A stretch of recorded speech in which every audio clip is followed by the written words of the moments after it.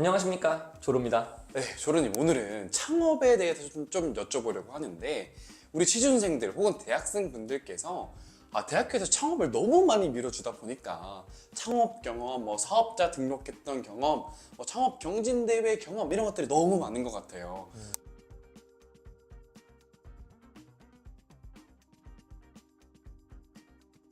조로님도 보시기에 좀 창업 관련된 스펙들이 많아지고 있는 현상이 있나요? 그쵸. 요즘에는 이제 또 자기소개서 써보면은 그 친구들 자기소개서 가져왔을 때 나이가 좀만 있으면은 이제 한 1년 내지는 6개월 정도 창업에 좀 올인해가지고 열심히 했던 약간 자기의 스펙을 위해서 약간 그 다음에 아까 말했던 대로 경진대회 하다가 딱 받아가지고 그거 돈 한 500만 원 받으니까 시작한 이런 케이스들 꽤 많이 들어오고요. 제 기준으로 봤을 때는 한 10명 했을 때 요즘에 1명 또는 2명 정도 그러면 되게 많은 거잖아요. 10에서 20% 정도가 그걸 가져오는 것 같습니다. 실제로 많아요. 그럼 이걸 한번 생각해 봐야 될 것 같은데 창업에 성공했다면 취업을 하진 않았겠죠? 이 영상을 보진 않고 있을 것 같아요. 그쵸. 대부분이 창업이 좀 애매하거나 실패로 끝나서 이제 취업으로 눈을 돌리는 케이스일 것 같은데 대부분이 거창한 창업보다는 좀 수준이 낮은 창업의 경우가 좀 많았을까요? 그쵸? 예를 들면은 물건 떼다 파는 정도 레벨도 좀 있었고, 그 다음에 사실 창업이랑 좀 별도긴 한데 장사한 케이스도 있어요. 카페 같은 거 장사한 친구도 있었고, 그 다음에 이제 아까 말했던 창업에 관련된 경진대회 이런 거에 관련된 걸로는 사회공헌 관련된 그런 그쪽 있잖아요. 사람 돕고 막 이런 쪽의 창업도 있었고, 보통은 이제 그런 쪽이 많았고요. 그 다음에 하다못해도 슬라임 같은 거 만들어서 판다든지 이런 제조업 창업도 있었고 최근에 들어온 친구는 마스크 만들어서 판 친구도 있었고 이런 식으로 어떻게 보면은 창업과 그 가게 사이의 그 오묘한 무언가 정도가 제일 많았습니다. 맞아요. 제가 봤던 케이스도 앱 개발부터 시작해가지고 앱 개발은 많죠. 정말 많은 진짜 너무 허다한 케이스들이 많은 것 같고 특히나 대학에서 컴공과 친구들이랑 팀을 이뤄가지고 개발도 하고 기획도 해보고 이런 류의 창업들이 되게 많았었던 것 같아요. 근데 제가 좀 궁금했었던 거는 제가 한 10년 전만 해도 이 창업 경험을 쓰는 게 되게 회사에서 안 좋아한다라는 얘기를 좀 들었었던 것 같아요. 근데 요즘 같은 경우에는 창업 경험이 상당히 많기 때문에 이 창업에 대한 시선이 조금 바뀌었는지도 궁금하고요. 실제로 도움이 되는지도 좀 궁금합니다.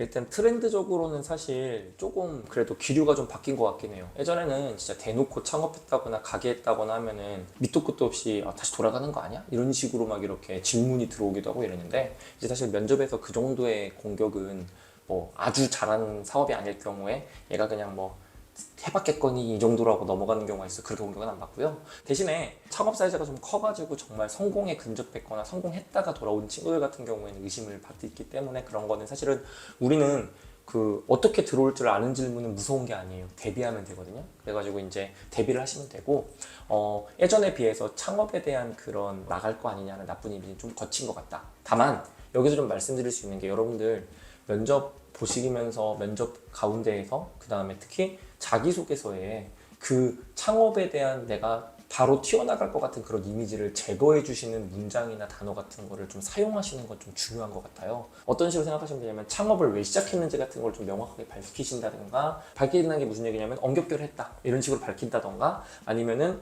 나는 이제 이렇게 했는데 엑시트를 이렇게 해가지고 충분히 경험을 해봤다고 생각한다 정도의 느낌을 자기소개서나 면접에서 보여주시면은 오히려 말씀하시는 창업하고 도망가지 않을까, 또 창업해서 나가지 않을까라는 의심을 많이 지울 수 있습니다.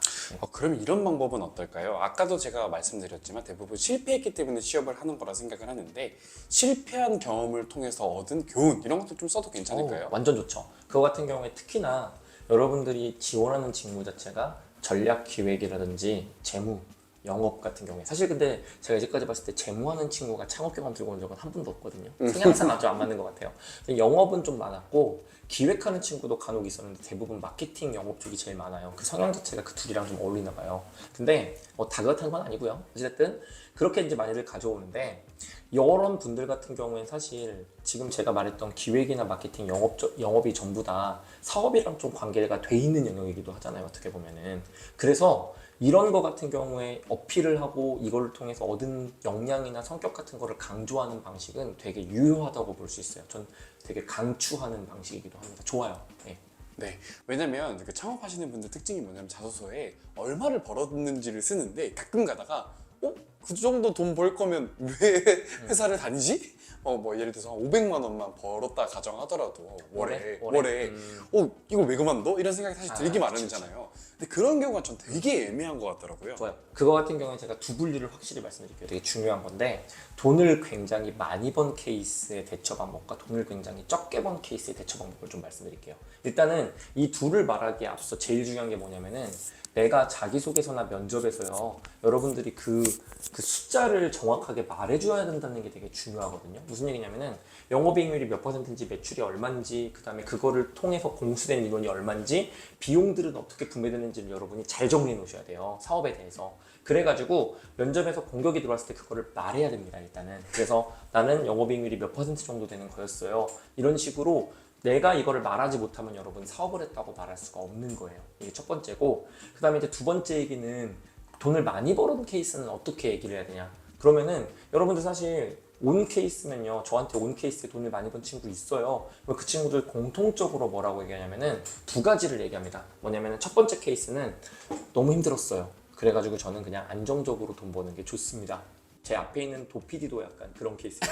저 친구 사업했거든요. 어쨌든 그런 케이스가 있었고, 또 하나의 케이스가 재미있는 건데 제가 성공을 하긴 했는데 저는 프로세스나 방식을 잘 모르는 것 같아요. 운이 좋았는데 저는 이제 큰 데 가서 좀 배우면서 제대로 프로세스를 배우고 싶습니다. 사실 이 두 번째 놈들은요 나중에 또 사업하려고 하는 거예요. 근데 어쨌든 저는 이 두 가지 둘 다 공통적으로 대비해 주는데 솔직하게 말하라고 하는데요. 특히 그 힘들었던 친구는 그 얘기를 하라고 그러고 꼭 얘기하라고 그러고요. 그러면 되게 동감을 해요. 진짜 힘들었을 거는 시간도 없었고 육체적으로도 많이 힘들었던 케이스거든요. 그거 가감없이 말하면 면접관들이 되게 동감을 합니다. 그래서 되게 좋아하고, 그 다음에 두 번째 케이스였던 그 프로세스 배우고 싶다는 친구 같은 경우에도 그 엄격결에 성공했다, 프로세스가 1도 없었다라는 거를 강조하라고 그래요. 그래가지고 나의 사업은 운이었다, 너네가 더 대단하다, 나는 이렇게 비즈니스 크게 회사를 운영하고 있는 너네 회사가 대단하고 여기에서 제대로 배우고 싶다, 이런 거를 강조하라고 합니다. 그런 다음에 이제 마지막 하나 또 있죠. 돈을 굉장히 적게 벌었던 친구 있잖아요. 그 친구들은 어떻게 되냐면 더 문제가 뭐냐면요, 면접 가면은 면접관이요 딱 몇 개 물어본 다음에 돈 별로 못 번 거 알면은 굉장히 무시해요. 에이 이건 사업이야, 소꿉장난이지, 이런 식으로. 그런 다음에 얘에 대한 관심이 싹 사라지거든요.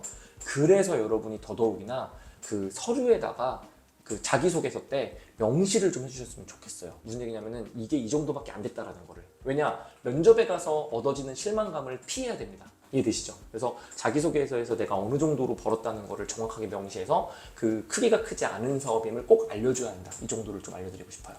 오늘 조로님 얘기를 좀 정리를 해보니까 확실히 창업 경험이 예전처럼 나쁜 경험은 아닌 것 같다라는 생각이 드네요. 근데 아마도 이제 내 경험 중에 창업 경험이 가장 큰 경험인데 라고 생각하시는 분들도 많을 것 같아서 이 영상을 보시면서 적절하게 잘 대응을 하시면서 쓰셨으면 좋겠다라는 생각이 드는 그런 영상이었던 것 같습니다. 네, 좋습니다. 이제 여러분들 창업 경험 당당하게 어필하시고 대신에 우리 도망갈 거라는 이미지만 좀 희석시켜 주시는 방식으로 잘 한번 대비해 보세요. 감사합니다.